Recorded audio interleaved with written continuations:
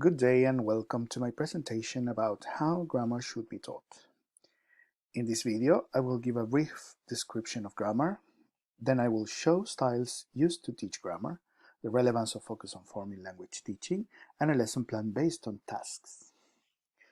To discuss how grammar should be taught, I would like to define grammar in the first place.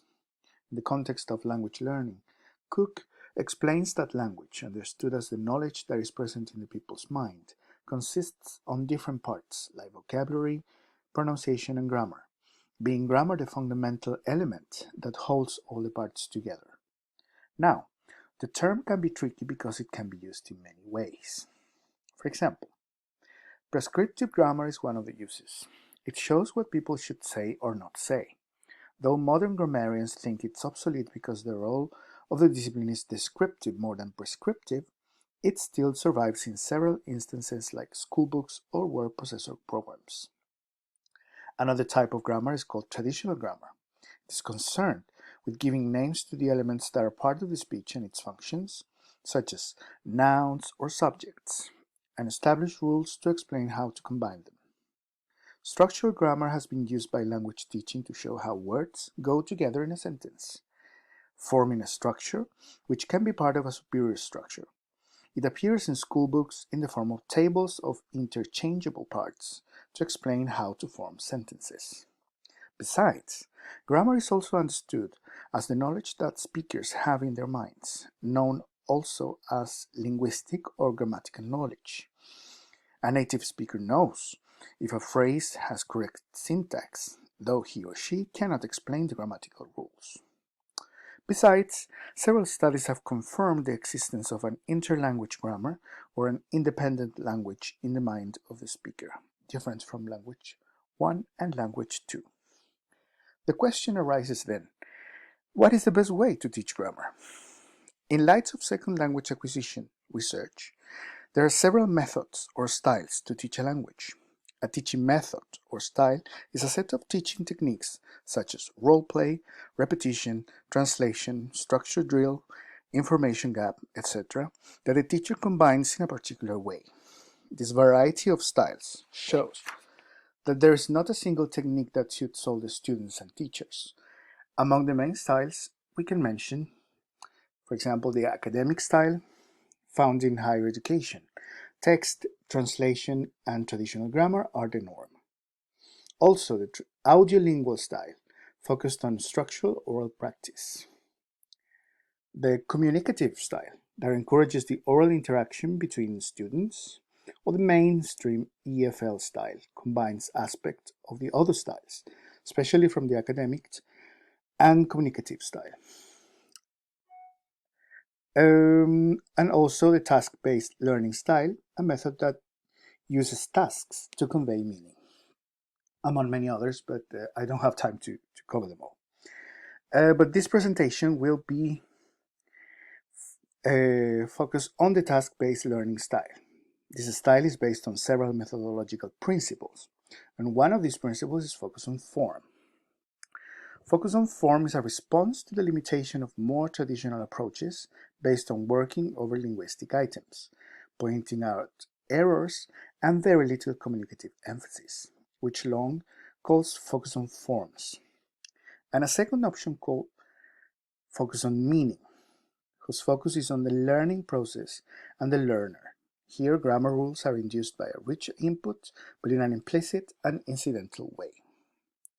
Focus on form is an approach to teaching proposed by Long where the student's attention is drawn to linguistic elements like words, grammar structure, patterns, and so on, in a context as they appear incidentally in lessons where the focus is on communication and meaning. What triggers the student's attention over the linguistic elements are comprehension or production problems. Then, the output that students produce is crucial for the learning process. Swain proposed 3 functions for output. The first one is noticing. It can be explained as the second language student's capacity to notice their linguistic problems through producing a form of speech in the target language. The second function is hypothesis, formulation, and testing. The speaker uses his target language to produce new language forms, or hypotheses, and try them if they work with the help of feedback. A third function is meta talk. It means discussing collaboratively the linguistic production. This may help students to be aware of form and rules. But what is a task? Well, task is the same as grammar. It's understood in so many ways. But task-based learning defines task with focus on form as methodological principle as the use of language in meaning-based activities to achieve a goal. This definition implies that in order to learn the language, students must use it. What is important is to convey meaning by solving the task and not teaching explicitly a grammatical structure. Ellis mentions also that a task is considered as such if it fulfills the following 4 criteria. The main focus is on meaning, that is, students' concern should be on the semantic meaning of the speech. Second, there should be a gap, that is, to carry information or give an opinion. Third, learners should rely on their own resources to complete the task. And fourth, language is a tool to achieve the outcome and not the final goal itself. Now let's see how all this looks like in a practical lesson. My lesson plan consists on a task-based activity called Dictogloss. I chose this kind of task because it helps me to show how students can learn forms indirectly using their own outputs. It consists of reading to students a short text containing several examples of the second language structure that the teacher wants them to learn. Then, the students collaborate to reconstruct the text. The result is analyzed and compared. In practice, I will use Jane Willis' Outlook to show 3 stages in task-based learning.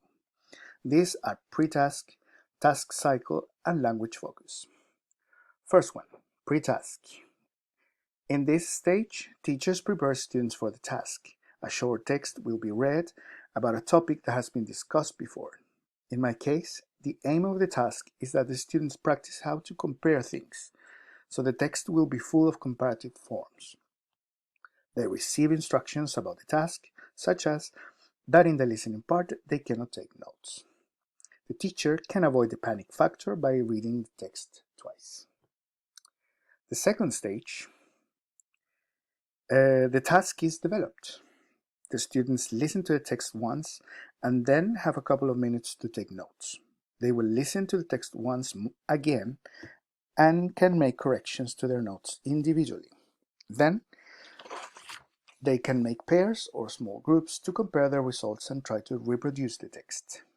In this part of the task, the students use the output to improve their text, which is discussed with a partner who can give feedback. By using meta-talk or speaking collaboratively about the result, the students can notice holes or mistakes in their production, which is the noticing use of the output.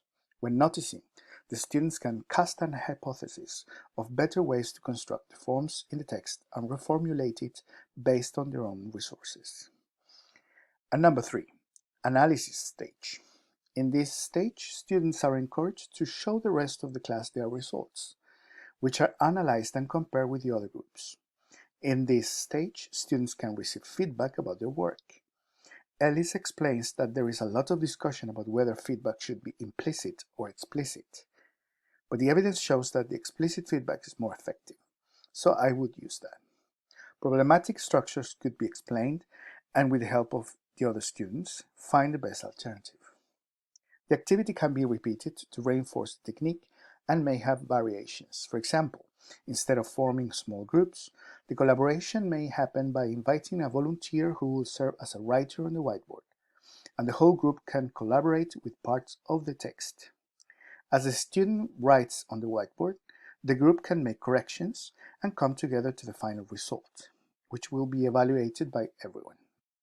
At that point, the teacher can reinforce the problematic structures, give feedback, and explain doubts.